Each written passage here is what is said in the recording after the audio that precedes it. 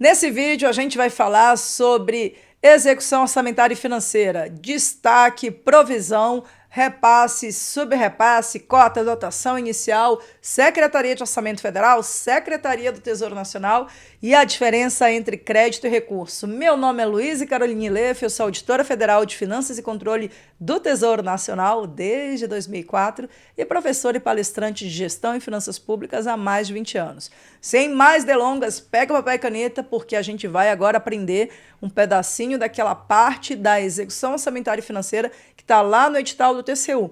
Lembrando, o que a gente falar aqui também vale para os outros concursos. No vídeo anterior, já comentei contigo a respeito do ciclo de gestão para a gente se situar em relação à execução orçamentária e financeira. Em que parte a execução orçamentária e financeira se insere em relação ao ciclo de gestão. Beleza. E também já comentei um pouquinho sobre empenho, liquidação e pagamento, para ficar mais claro aí o entendimento sobre a execução da despesa pública.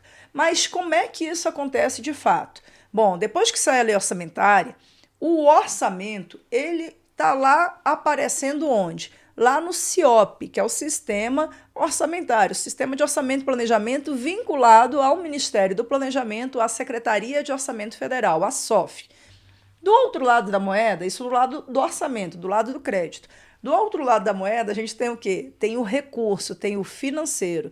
E aí, quando eu falar de recurso, quando eu falar de financeiro, tu já vais te lembrar de onde? Do Tesouro Nacional, da Secretaria do Tesouro Nacional, órgão ao qual eu faço parte com muito orgulho, desde 2004. Faz tempo, hein, gente? Meu Deus do céu. Vamos mudar de assunto. E aí, gente, olha só, é o Tesouro Nacional, que é o órgão central de programação financeira, e ele é vinculado ao Ministério da Fazenda. Beleza. Então, de um lado eu tenho da parte orçamentária, Secretaria de Orçamento Federal vinculada ao Ministério do Planejamento, e do outro lado eu vou ter Secretaria do Tesouro Nacional vinculada ao Ministério da Fazenda.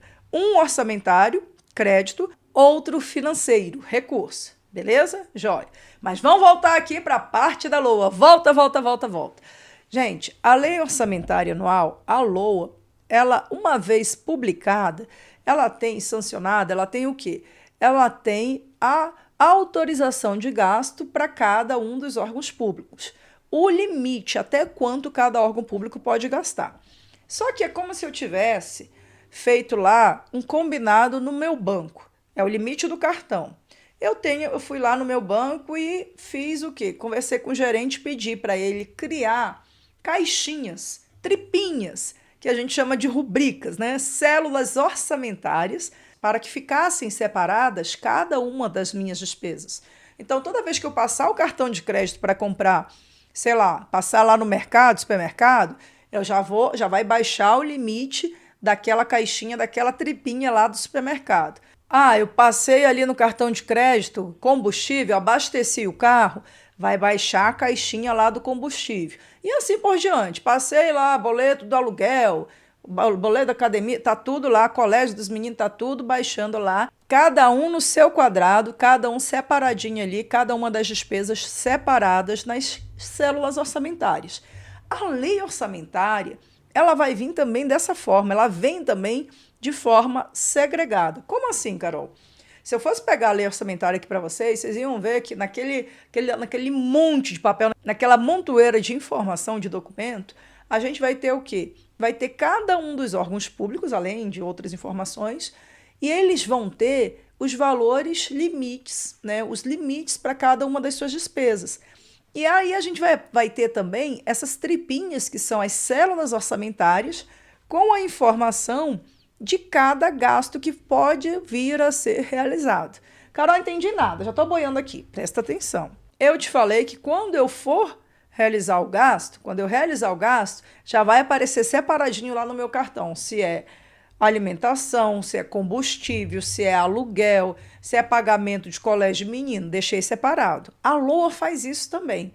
E ela faz isso por meio de algumas classificações, que a gente costuma falar de classificações orçamentárias, classificação institucional, classificação por órgão. São várias classificações que tem na LOA para responder algumas perguntas. O que foi gasto? Quem gastou? Quanto gastou? Por que gastou? Em que área e com que finalidade? Para que foi feita essa despesa? Então, para responder cada uma dessas perguntas, a LOA se organiza por meio de dados, né? São várias informações, organiza toda essa montoeira de dados lá na lei orçamentária, lá nesse documento. E aí, se eu fosse abrir aqui a lei orçamentária, ia aparecer lá, por exemplo, sei lá, Ministério da Infraestrutura. Aí vai aparecer um monte de célula orçamentária com códigos identificando para quê, em que área, por quê, com que finalidade, de onde vêm os recursos e outras informações vai ser realizada aquela despesa. E cada um dos valores separadinho ali também. Beleza. Então, toda essa organização para segregar, para trazer mais transparência para a sociedade, para a gente saber exatamente para onde está indo o nosso dinheiro, em que está sendo utilizado, é que a LOA coloca essas informações separadas. Só que o que acontece, pessoal? Isso tudo está onde? Lá na LOA. E LOA é orçamento. Quem é o órgão central de orçamento? SOF, que trabalha com um sistema que é o CIOP, sistema mesmo, sistema informatizado, que é o sistema de orçamento e planejamento do governo federal. Beleza. Tem outros sistemas, mas guarda essa informação. Só que a execução da despesa pública, a execução orçamentária e financeira, ela não acontece lá no CIOP, ela acontece no CIAF. Carol, o que é CIAF? É o Sistema Integrado de Administração Financeira Federal. Assunto para outro vídeo, já tem até 2 vídeos aqui no canal, 2 vídeos aqui que eu já deixei disponíveis para vocês sobre o CIAF. Mas vamos lá. Esse sistema, que é o CIAF, ele é montado, depois eu vou fazer outro vídeo também sobre o CIAF.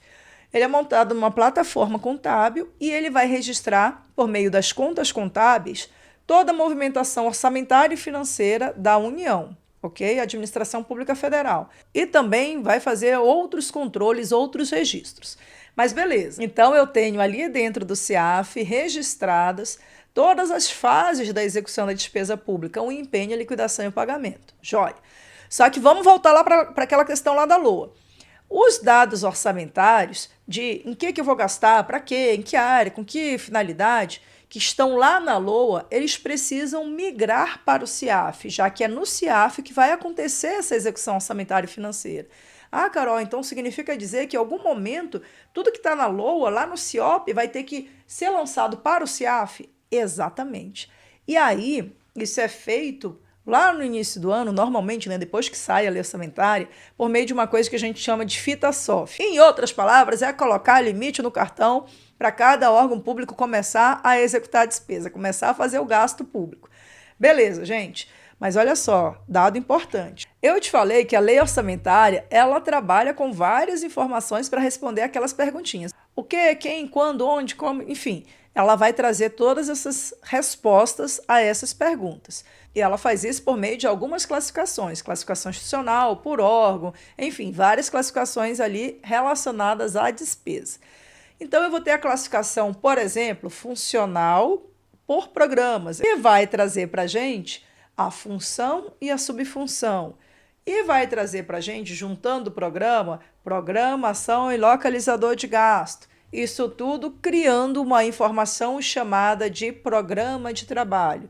Programa de trabalho, lá com os seus 17 dígitos, trazendo para a gente a informação de função, subfunção, programa, ação, localizador de gasto, tudo dentro da lei orçamentária. E essas informações, esses dados vão responder as perguntas do para quê, em que área e com que finalidade vai ser feito o gasto, vai ser realizada aquela despesa pública. Isso é uma classificação funcional por programas. Depois a gente vai ter outras classificações. Mas olha só, percebam que todas essas classificações, classificação orçamentária, classificação econômica, institucional, está tudo lá na lei orçamentária. Vai ter também outra informação que é a fonte de recursos, vai ter informação do identificador de resultado primário, tem a informação também da esfera orçamentária, da modalidade de aplicação, que é uma informação que fica dentro da natureza da despesa, que é um item também que é cobrado em relação à execução orçamentária e financeira. Mas olha só, vamos voltar aqui para o entendimento da diferença entre o crédito e recurso e o papel de cada um daqueles órgãos, SOF e Tesouro, STN, em relação à execução orçamentária e financeira.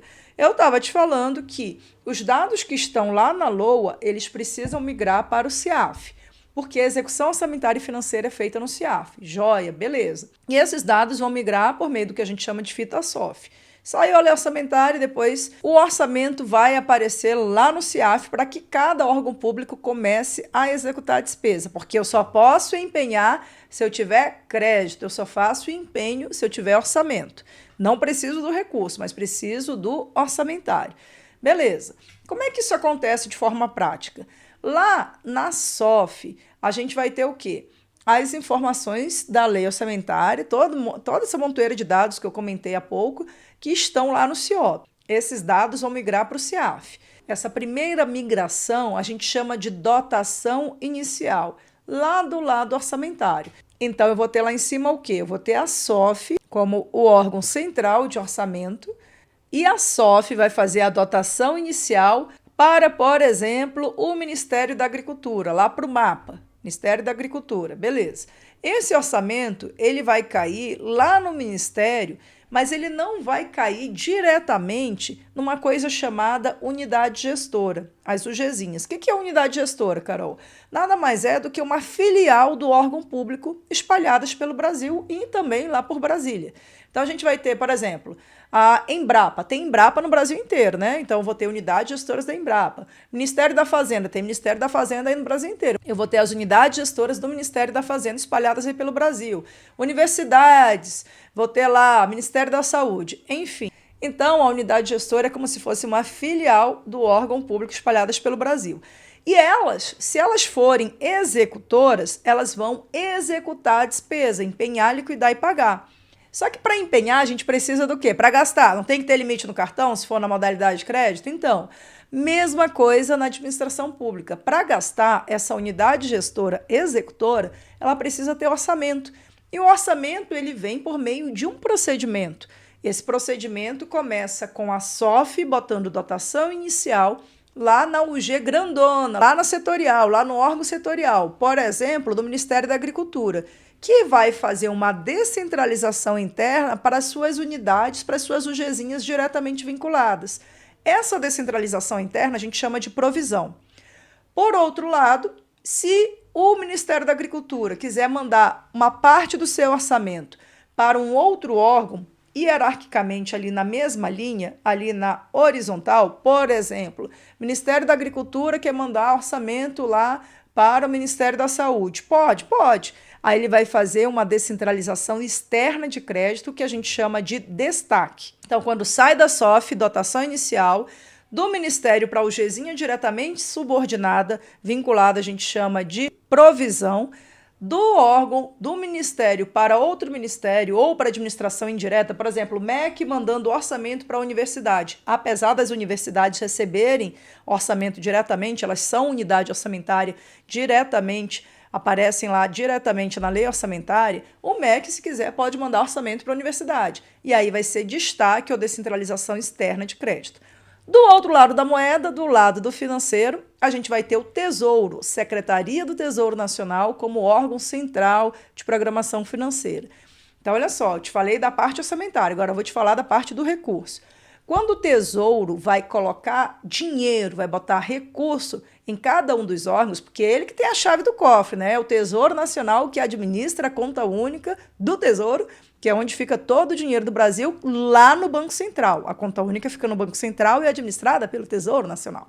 Volta, volta, volta. Quando o Tesouro vai botar financeiro, recurso para cada órgão público, a gente chama de cota. Sai, o que é cota? Transferência de recurso do Tesouro, que é o órgão central de programação financeira, para a setorial financeira do órgão superior. Então, o Tesouro mandou dinheiro lá para o Ministério da Agricultura. Ué, Carol, mas você já não recebeu? Não, recebeu orçamento. Lembra, crédito é uma coisa e recurso é outra coisa. Uma coisa, outra coisa, outra coisa. Então, coloquei, Tesouro botou dinheiro, recurso lá para o Ministério da Agricultura, que vai fazer uma descentralização interna de recursos de financeiro, ou seja, um subrepasse para a sua UG, unidade gestora diretamente vinculada.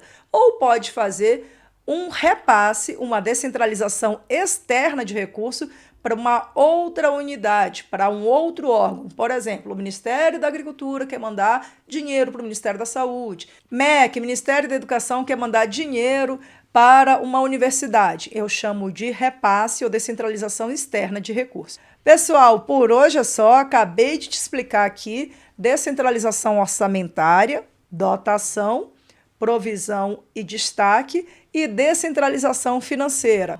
Sai dinheiro do Tesouro, chamo de cota. Depois eu tenho subrepasse e repasse. O lado orçamentário, o outro lado financeiro.